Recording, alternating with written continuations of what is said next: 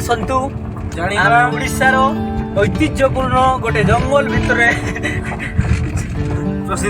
प्रसिद्ध वाटरफॉल रही जहाँकि हांडीभांगा ना परिचित से आम 3 जन जाक आज बाहरी पड़ी सकाल सकाल गाधेवा आपण माने भी से प्राकृतिक सौंदर्यर पूरा लुप्त उठाऊ।